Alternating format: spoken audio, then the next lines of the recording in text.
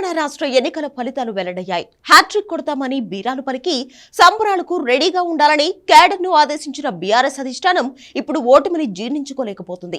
Cadre డీలా పడింది.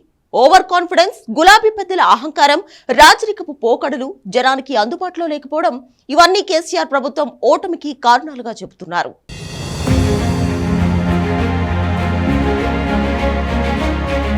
BRS ఓడిపోయింది.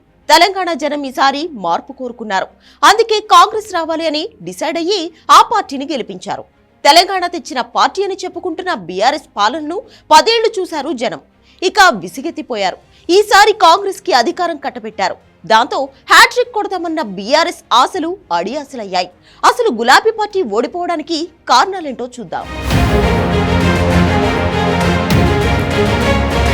తెలంగాణ జనం మార్పు కోరుకున్నారు. దక్షిణాది రాష్ట్రాల్లో వరుసగా ఎవరూ మూడోసారి సీఎం అవ్వలేదు.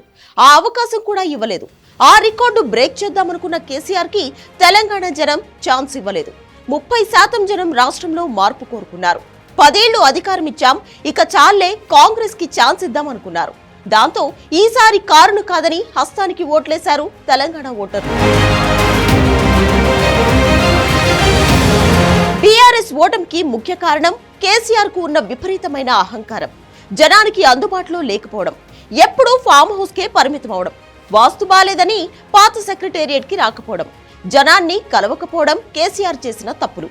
ఉమ్మడి ఏపీలోనూ ప్రజా దర్బార్ ఉండేది. సాయంత్రం టైంలో 1-2 గంటలు సెక్రటేరియట్ లో సీఎం అందుబాటులో ఉండేవారు. జనం అర్జీలు తీసుకునేవారు. జిల్లా స్థాయిలో పనులు కాకపోతే జనం సీఎం కు వచ్చి మొరపెట్టుకునేవారు. కానీ కేసీఆర్ ఏనాడు జనాన్ని కలిసింది లేదు, అర్జీలు స్వీకరించింది లేదు. ఆ అహంకారమే ఆయన్ని దెబ్బతీసింది.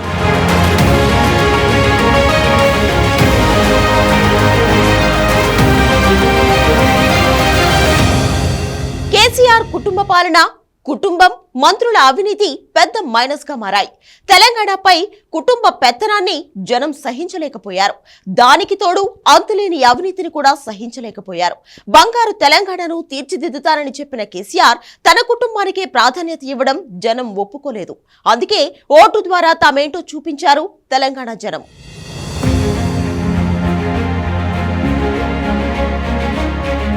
కుటుంబ పాలన, రాజరిక పోకడలు కూడా బీఆర్ఎస్ కు పెద్ద మైనస్ గా మారాయి. జనం కేసీఆర్ చూసి అధికారం కట్టబెడితే ఆయన మాత్రం కొడుకు, అల్లుడు, కూతురు, వాళ్ల బంధువు సంతోష్ కుమార్ ఇలా మొత్తం కుటుంబాన్నే రాజకీయాల్లోకి దించేశాడు. కవిత నిజామాబాద్ ఎంపీగా ఓడినా మళ్ళా ఎమ్మెల్సీ సీటు ఇప్పించారు. సీఎం కుటుంబం అవినీతి అంతా ఇంతా కాదు. కవిత లిక్కర్ స్కామ్ దగ్గర నుంచి ప్రతి ఒక్కరిపైన ఆరోపణలున్నాయి.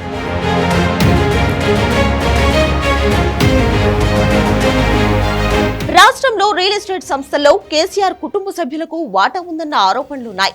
ఆంధ్ర కార్పొరేట్ విద్యా సంస్థలు, ఆంధ్ర కాంట్రాక్టర్ల నుంచి పెద్ద ఎత్తున వాటాలు, ముడుపులు అందాయని కాంగ్రెస్, బీజేపీ లీడర్లు ఎప్పటి నుంచో ఆరోపిస్తున్నారు. లిక్కర్ స్కామ్ లో కవితను ఈడీ ప్రశ్నిస్తే అది తెలంగాణ మహిళలకు జరిగిన అవమానమని చిత్రీకరించడం ఎంత అహంకారం! కుటుంబాలను సర్వనాశనం చేసే లిక్కర్ అంటే ఏ మహిళైనా అసహ్యించుకుంటుంది. అలాంటి కవిత పేరు ఈ స్కామ్ లో రాగా ఆ ఇష్యూని తెలంగాణలో ఏ ఒక్క ఆడపడుచు ఆన్ చేసుకోలేదు. బీఆర్ఎస్ ఎమ్మెల్యేలు, మంత్రుల అవినీతికి లెక్కేలేదు.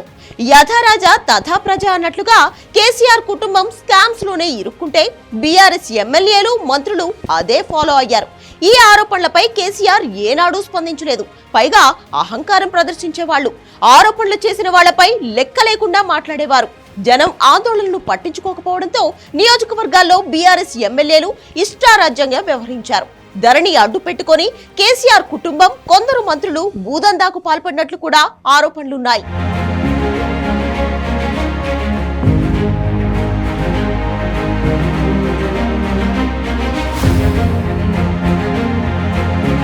పాత ఎమ్మెల్యేలకి మళ్లీ టికెట్లు ఇవ్వడం కేసీఆర్ ఓవర్ కాన్ఫిడెన్స్ అని చెప్పుకోవాలి.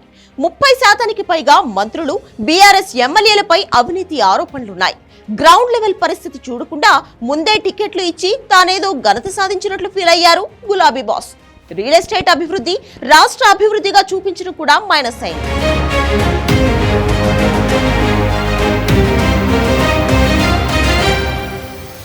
రాష్ట్రంలో దేశంలోని 25% ఎమ్మెల్యేలపై వ్యతిరేకత ఉంది. కేసీఆర్ దాన్ని పట్టించుకోకుండా ఆగస్టులోనే సిట్టింగ్ ఎమ్మెల్యేలకు టికెట్లు ప్రకటించారు. గ్రౌండ్ లెవెల్లో వాళ్ళు గెలుస్తారా ఓడతారా అన్నది పట్టించుకోలేదు. అందుకే ఎన్నికల ప్రచారంలో కూడా నన్ను బీఆర్ఎస్ కు ఓట్లేయండి అని కేసీఆర్ జనాన్ని రిక్వెస్ట్ చేసుకోవాల్సి వచ్చింది. కానీ ఆయన ఓవర్ కాన్ఫిడెన్సే బీఆర్ఎస్ ను దెబ్బతీసిందని అంటున్నారు.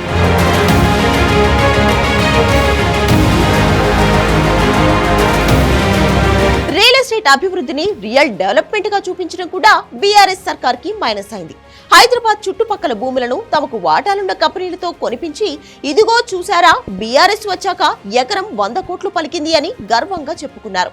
హైదరాబాద్ లో రియల్ ఎస్టేట్ వైఎస్ హయాం నుంచి అభివృద్ధి చెందుతోంది. ప్రత్యేక రాష్ట్రం ఏర్పడ్డాక మళ్ళా పుంజుకుంది.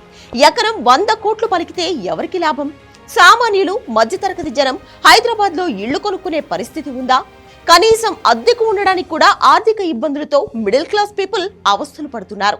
అదేమీ గ్రహించకుండా రియల్ ఎస్టేట్ అభివృద్ధిని చూపించి రాష్ట్రం అంతా అభివృద్ధి చెందింది అంటే ఎలా?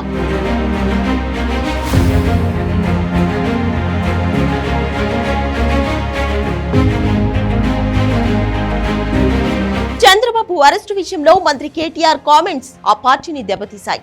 2 సార్లు బీఆర్ఎస్ కు ఓట్లేసిన తెలంగాణలోని సీమాంధ్రులు ఈసారి కాంగ్రెస్ వైపు టర్న్ అయ్యారు.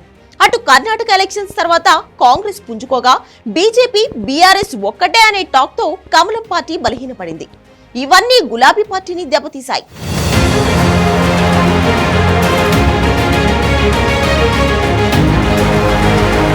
ఓవైపు ఆంధ్రలో తమ పార్టీని విస్తరించుకుంటూ చంద్రబాబు అరెస్టుపై ధర్నా చేసిన వారిపై కేటీఆర్ అనుచిత వ్యాఖ్యలు చేయడం బీఆర్ఎస్ ను దెబ్బతీశాయి. గత 2 టర్మ్స్ కూడా బీఆర్ఎస్ కు సపోర్ట్ ఇచ్చిన తెలంగాణలోని సీమాంధ్రులు ఈసారి కాంగ్రెస్ వైపు టర్న్ అయ్యారు. కేటీఆర్ అహంకారమే గులాబీ పార్టీని దెబ్బతీసింది.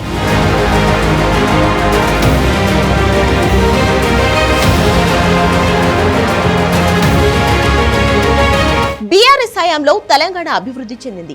కానీ దాన్ని సరైన రీతిలో చెప్పుకోలేకపోయింది కేసీఆర్ ప్రభుత్వం. తెలంగాణ తెచ్చామని గొప్పలు చెప్పుకోవడం, కాంగ్రెస్ పార్టీలో లోపాలు వెతకడానికే ప్రచారంలో ప్రయారిటీ ఇచ్చారు సీఎం కేసీఆర్. ఎన్నికలకు ముందే కాళేశ్వరం ప్రాజెక్టులో లోపాలు బయటపడడం కూడా మైనస్ అయింది. కాంగ్రెస్ ప్రచారంతో పోలిస్తే బీఆర్ఎస్ బాగా వెనుకబడింది.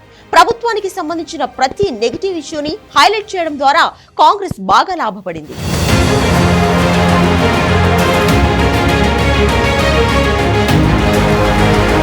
తెలంగాణ కాంగ్రెస్ బలపడడం కూడా బీఆర్ఎస్ ను దెబ్బతీసింది. రేవంత్ రెడ్డి కాంగ్రెస్ లోకి వచ్చిన దగ్గర నుంచి పార్టీని బలోపేతం చేశారు. కేసీఆర్, కేటీఆర్, కవిత టార్గెట్ గా ఆరోపణలు చేశారు. ప్రభుత్వ వ్యతిరేక కార్యక్రమాలు నిర్వహించారు. కర్ణాటక ఎన్నికల్లో కాంగ్రెస్ విజయం ఇక్కడ కలిసొచ్చింది. రేవంత్ రెడ్డిపై అసంతృప్తిని రాహుల్ గాంధీ, ప్రియాంక కంట్రోల్ చేసి పార్టీలో ఐకమత్యం తెచ్చారు.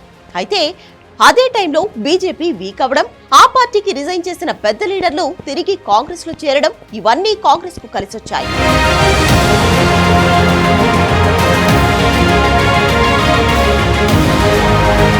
తెలంగాణలో బీఆర్ఎస్, బీజేపీ ఒక్కటే అన్న టాక్ మాత్రం చాలా దారుణంగా జనంలోకి వెళ్ళింది.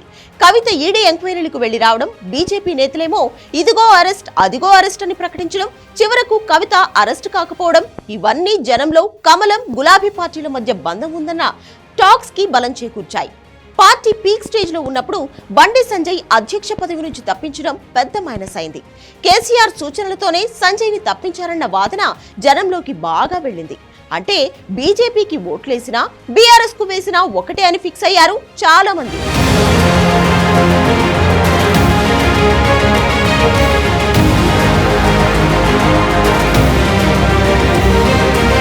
తెలంగాణలో బీఆర్ఎస్ ఓడిపోవడానికి కేసీఆర్, కేటీఆర్, ఇతర మంత్రులు, ఎమ్మెల్యేలు చేసుకున్న స్వయంకృతాపరాధమే అని స్పష్టంగా అర్థమవుతోంది.